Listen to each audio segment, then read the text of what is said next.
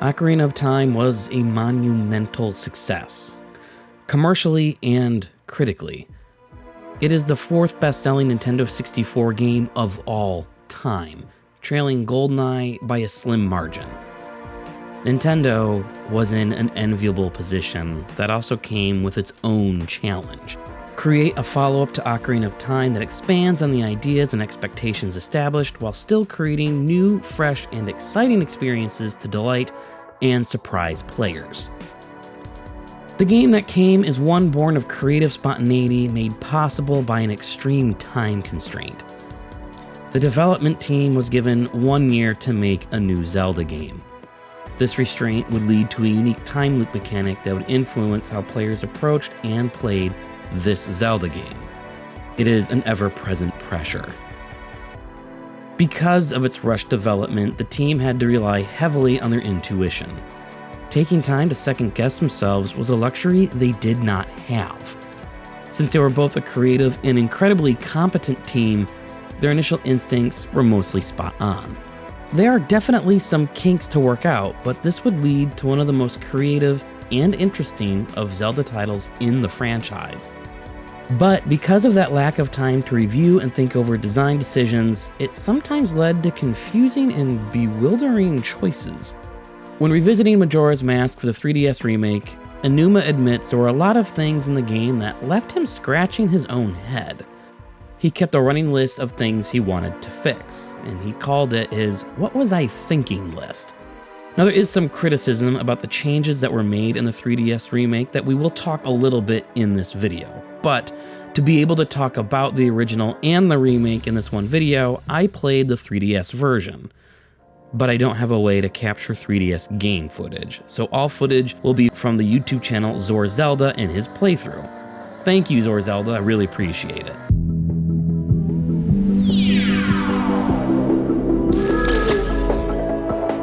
Well, what if there is no tomorrow? There wasn't one today.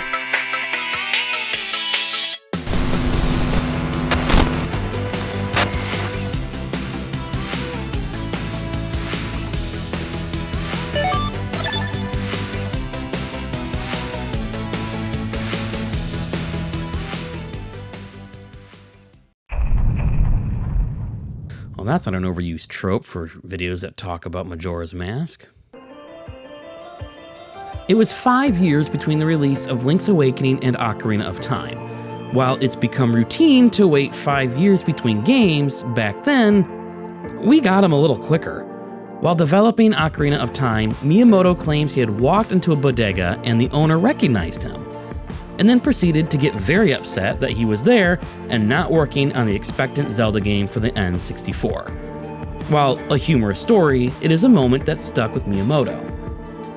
So after the success of Ocarina of Time, he was eager to get a new Zelda title out the door quickly. He wanted to remix the dungeon design and create something similar to The Legend of Zelda's Second Quest. This would be a master quest, if you will. He tasked Eiji Aonuma to create the remixed levels, and this expansion was planned to be released on the N64 DD, a disk drive add-on for the Nintendo 64. While Aonuma initially agreed, a couple of things had changed. First, like the Famicom disk system before it, the Nintendo 64 DD was a failure and discontinued, never reaching an international audience. Second, Aonuma got caught up in designing brand new dungeons anyway, so the point was kind of moot.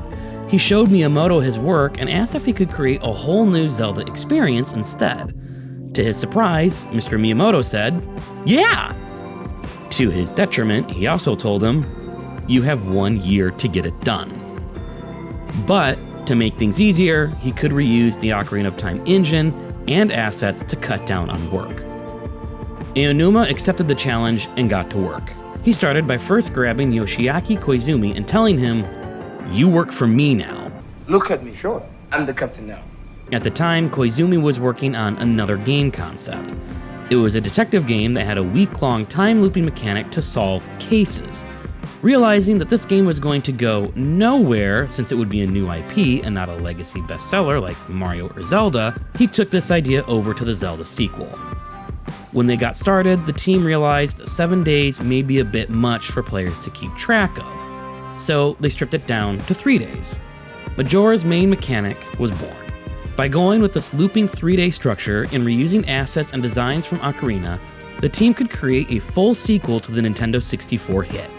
The impossible was becoming possible. From this arbitrary restraint, Aonuma, Koizumi, and the team they assembled were able to put together a unique gaming experience that still felt like a Zelda game. The 3-day loop would adjust how players would interact and play the game. It added a time constraint to all activities. Obviously. A full 3-day cycle took roughly an hour.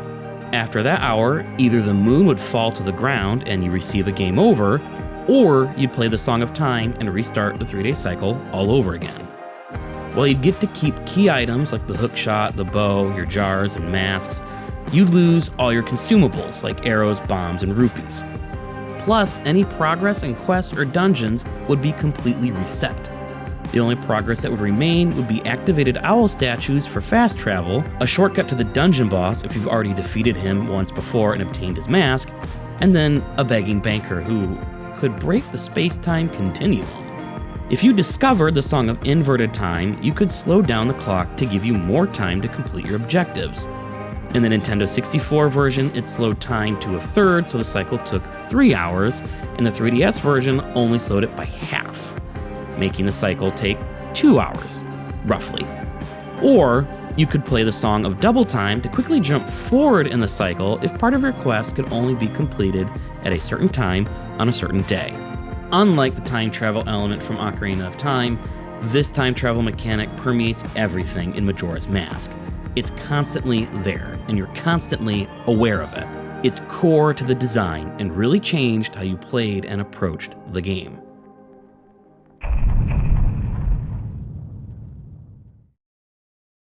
The time travel mechanic isn't the only thing that changed how you played the game. There was a second system in place, the save system. In Zelda games before, you could pretty much save whenever you wanted. Majora's Mask worked differently. In the original Nintendo 64 version, there were 2 ways to save. One was to play the Song of Time to reset the clock. This also saved your game, but reset all your progress. And the other was by saving at an owl statue. But the owl statue saves were a temporary save. When you would save at an owl statue, you would then automatically quit the game. When you would resume, that save would be erased, and the last time you reset the clock would be the latest save. The remake for the 3DS changed the owl statue saves to be permanent and then even added additional save points throughout the game world. Some critics of the remake decry this change because it changed that pressure point it put on the player. I personally like the change in the 3DS. I prefer that save system. But I completely understand and actually even agree with the critics of the updated system. They're absolutely right. I will add though, since this remake was for a handheld system, I view this change as absolutely necessary.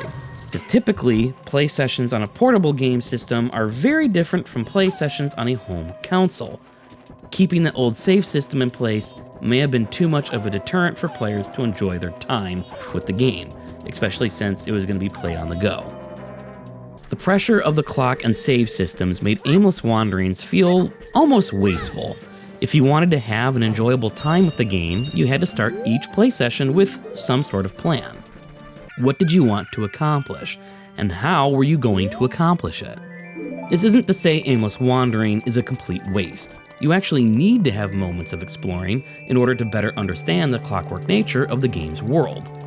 You just have to tell yourself, hey, this session and cycle, it's a reconnaissance mission. Get intel. Figure out what happens when and where. Because you see, certain people did certain things at certain times and on certain days, and those activities could be disrupted and changed. You had to explore and wander and sometimes wait to see what would happen and when and where things would happen. A few examples. Wandering around Clocktown on the first night, you'll discover this skeevy character waiting in the bushes in North Clocktown. He's waiting to rob a poor old woman. You then have the opportunity to stop it.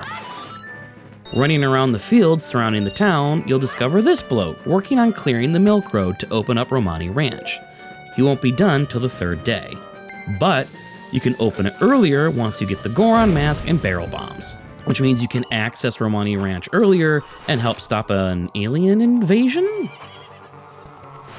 Wandering around Termina Field in the middle of the night on the first or second night, you'll find this lonely naked man dancing.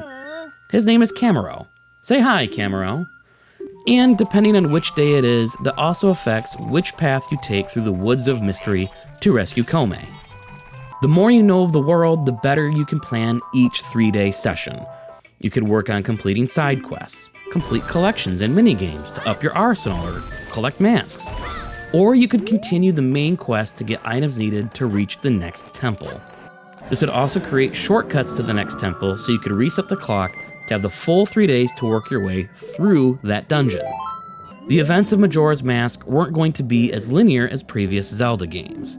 In Ocarina of Time, Link had to act in order to create change in the world, like waking Talon to access the castle gardens, and then for Talon to then return to Lon Lon Ranch so you could play his Cucco game. Is it Cucco or Cucco? Cucho? I just always feel dirty every time I try and say that word. In Majora's Mask, the world did not wait for Link's actions to move forward. The events simply changed course in reaction to Link's actions. The best example of this is the Anju and Kafei quest, the results of which can be affected by your actions both in the quest and actions you take in other quests. As you work through this quest, you play the part of messenger. When Anju receives the letter from Kafei, she will meet with you in the dead of night and ask you to mail her response. You can now stalk the mailman, find where Kafei is, and sneak into his hideout behind the curiosity shop. He will give you a pendant to give to Anju, which will ensure that she will not leave town on the last night, but will wait for Kafei. And from here, depending on what you do or what you have already done, will alter the course of events. Kafei is hiding in the shop for 2 reasons.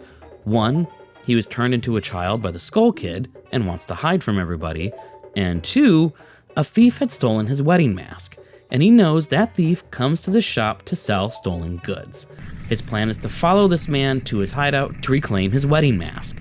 So if you did not stop the thief from stealing Granny's bomb bag on night 1, on night 2, he will arrive to sell his stolen merchandise. Kafei will follow him to his hideout on day 3, which will allow you to get the Keaton mask, a letter for Kafei's mother, and you'll be able to help Kafei retrieve his mask from the thief's hideout and reunite him with Anju, where they will give you the couple's mask. This last letter you receive from Kafei to his mother then has 2 uses. You could give it directly to his mother in the milk bar and receive a glass bottle. Or you could give it to the mailman to mail one last letter before fleeing Clocktown, giving you his postman's hat as he leaves, which you can then use to get a heart container from a mailbox. But if you did stop the robbery on night 1, the thief never shows. Kafei never leaves the back of the shop, and the quest is stopped in its tracks. Majora's Mask really fleshed out the world as a breathable, livable space thanks to this 3-day time loop. The inhabitants of Clocktown and its surrounding area have routines, and you can disrupt and change those routines. But you have to plan each 3-day session. What do you want to get done? What do you want to accomplish? Are you going to explore? Find some heart containers? Complete some mini games? Maybe discover more of the routines of Clocktown? Or are you going to continue the main quest? Get the needed items and masks, open up a path and shortcut to the next dungeon? Or are you going to complete a dungeon that you've opened? The choice is yours. The choices are yours and yours alone. But that 3-day timer is going to require that you have some sort of idea of what you want to do.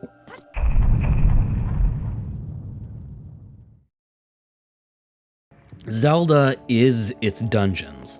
The NES game was originally just going to be dungeons. The overworld was partly an afterthought. It became the glue that would hold that game together. It was the method to move you from one dungeon to the next while also being a fun place to explore. But that core idea of Zelda was still its dungeons. The Legend of Zelda had 9 dungeons. Zelda 2 had 7. Link to the Past had a whopping 12. Link's Awakening 8, 9 if you include the egg, but I personally don't count it. And Ocarina of Time had 9, with 2 mini dungeons. Majora's Mask would have 4. Which is actually fine, especially when you consider you would only have about an hour to complete a dungeon if you hadn't discovered the inverse Song of Time to slow time down. This could actually make completing dungeons take a little longer if you kept having to reset the clock, resetting all the puzzles of the dungeon. But to make things interesting, the Quest 2 dungeons kind of had some dungeon puzzle-like elements, like Ocarina of Time did with the quest to open up the last few dungeons. Zelda games always had a quest line to open up each dungeon, but those were mostly adventure game type puzzles. Find the MacGuffin to give to the right person, like a letter or a song to play. The last 3 dungeons in Ocarina of Time gave a little bit more of a skill check with their mini dungeons. Majora's Mask would focus more on puzzle solving and some skill checks in that dungeon questline structure. Typically, these quests would give you the needed items to open up the next dungeon, like the Lens of Truth, Goron Mask, and the Goron Lullaby to open up Snowhead, the Zora Mask, Hookshot, and New Wave Bossa Nova Song to open up Great Bay Temple, or the Gibdo Mask, Mirror Shield, and the Elegy of Emptiness to reach Stone Tower Temple. There was definitely a formula for reaching these temples: mask, item or items, song. On top of making the dungeon questline more interesting, Majora's Mask made dungeons a bit more complex than Ocarina did. Majora's dungeons were more interconnected with their puzzles. Most levels in other Zelda games had puzzles sectioned off to a room or maybe a small set of rooms. Solve that puzzle to unlock the next area of the dungeon.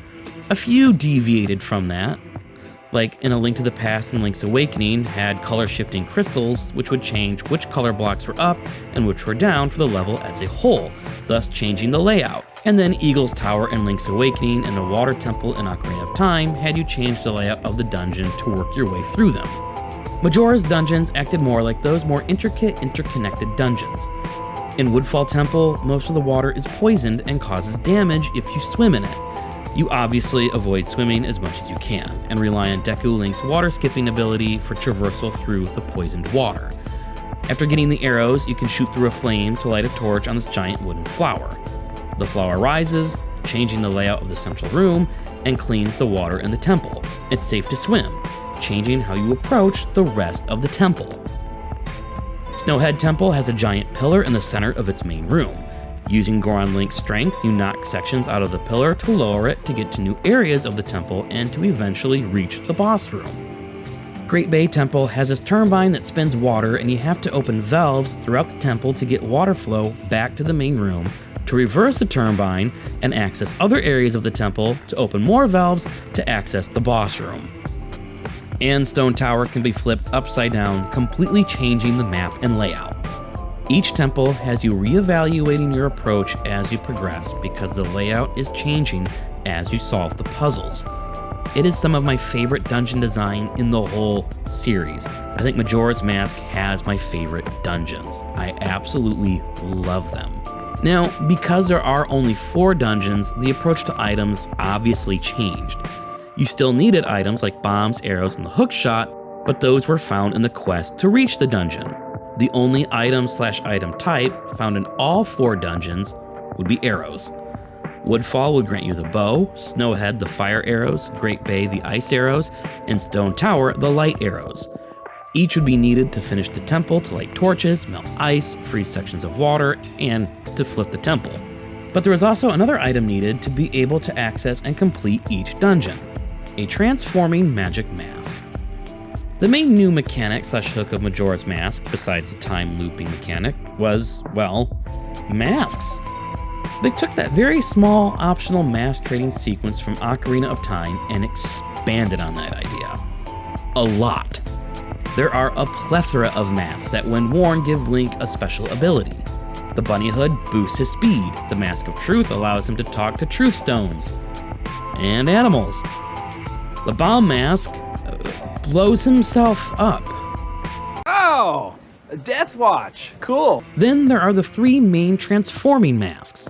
The Deku Mask turns Link into a Deku Scrub, Goron Mask into a Goron, and Zora Mask into a Zora. And each transformation gives him unique abilities. The Deku Scrub can skip on water and launch from flower pads to fly for a bit. The Goron is strong and can roll, build up to full speed and spikes come out, and can now be used to attack. The Zora can swim and use his fins like a boomerang, and each mask with its abilities is needed to access and complete each temple, with the stone tower combining them all to solve its puzzles. This meant that each temple needed the item found on the questline, the key arrow item found in the temple, and the correct mask to complete it. And each boss used the transforming mask's abilities in order to defeat him, except for Adalwa, at least in the Nintendo 64 version. Let's unpack that for a minute. Goat and Jyorg required Goron and Zora Link respectively to defeat them. With Goat, you chased him down as a rolling Goron to spike him until he fell over, and then you whacked him with your sword, or punched him. In the 3DS version, you shot this weird eye that appeared with arrows. Jyorg, you swam and grabbed these bombs for him to swallow. Twin Mold used a completely separate mask found in the dungeon to turn Link into a giant, and depending which version of Majora's Mask you played, changed how you attacked him. The Nintendo 64 version was better. Much better. This is better! Much better! Adalwa was the odd one out in the Nintendo 64 version. You could use pretty much whatever strategy you wanted to. There were bomb flowers in the room you could use, you could shoot him with arrows, you could whack him with your sword, whatever you wanted to do. You could approach him how you wanted. In the 3DS version, they added Deku flowers to the boss room. They wanted you to turn into Deku Link, hop into a flower, and pop up to hit his weird eye thing that the developers added with a Deku seed from the air. This would knock him down, and then you could whack him with your sword. While some have complaints about this, I completely understand this drastic change. It brings him more in line with the traditional Zelda boss battle design, requiring that dungeon's item to defeat the boss, in this case, the Deku Mask, just like Goat and Jyorg, however you pronounce that one fish boss. Regardless of which version you prefer, the dungeons in Majora's Mask are really well made. While Aonuma and his team didn't have time to create a whole slew of new dungeons, they worked really well with the time constraint. They reoriented and rethought how items would work, and they pulled off some of the Zelda series' best dungeon design in my opinion.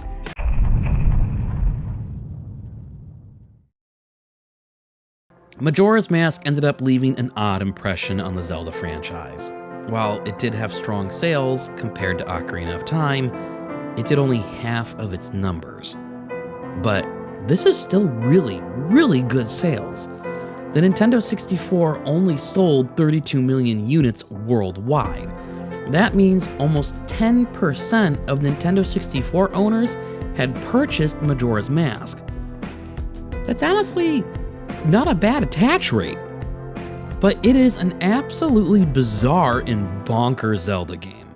I think Jeff Gertzman's review for GameSpot back in 2000 is probably the most honest review for the game that didn't let Zelda-tinted glasses color his analysis. And it's still a pretty glowing review. Majora's Mask would have Zelda looking towards the quality of its dungeon design over the quantity of dungeons that would be included in the game, while finding other unique and interesting ways to extend the playtime without resorting to nonsense padding. Kind of failed with the Triforce quest for their next 3D title, but we'll get there when we get there. The time loop mechanic really drove how this game played, how it was designed, and how players would then approach it. It felt both like and unlike a traditional Zelda title. It heavily affected how you approach the game in each and every play session. Despite its black sheep status, Majora's Mask took what Ocarina of Time started and further developed those ideas to become part of the Zelda design blueprint. Kind of like what Link's Awakening did after Link to the Past. Link to the Past, Link's Awakening, and Ocarina of Time largely had a kind of trading sequence or MacGuffin hunt to the main questline structure. You had to find specific tools that were needed to open the dungeon, or partake in a trading sequence of some kind. All very point-and-click adventure style-esque for the most part. Ocarina of Time did introduce the mini dungeons with the Ice Cavern, Bottom of the Well, and I guess Gerudo Hideout, but for the most part, the quests were to trade for an item, get a song, and maybe play a mini-game to get what you need to reach the next dungeon. And do a simple stealth section. Majora's Mask expands and iterates on those ideas, even the stealth section. There's a bit more challenge and skill needed to progress through those areas. The quest that leads to the dungeon is in itself kind of a mini dungeon, with puzzles to solve and obstacles to overcome. There is more here than just a simple adventure game puzzle. Not that I don't like adventure games, some of my favorite games of all time are Full Throttle, Day of the Tentacle, and Sam & Max Hit the Road. Hashtag make Sam & Max Hit the Road remake now, please? But Zelda is an action-adventure game. You are to use a combination of your wits and skill to achieve your goals. Majora's Mask did that pretty well with its main quest line design. It kind of set the standard going forward. Even if the game is sorta a mess and its remake kind of ticked off the original's more die-hard fans. Majora's Mask moves the needle just a little bit in terms of Zelda's design evolution. It established a better blueprint based on Ocarina's ideas. In addition, the clockwork nature of Clocktown and the time loop mechanic would appear to go on to influence the Hitman series and modern classics like Outer Wilds, Minute, and Deathloop. While being an outlier, Majora's Mask is still pretty influential to its own franchise, and to other developers to this day, 20-some years later.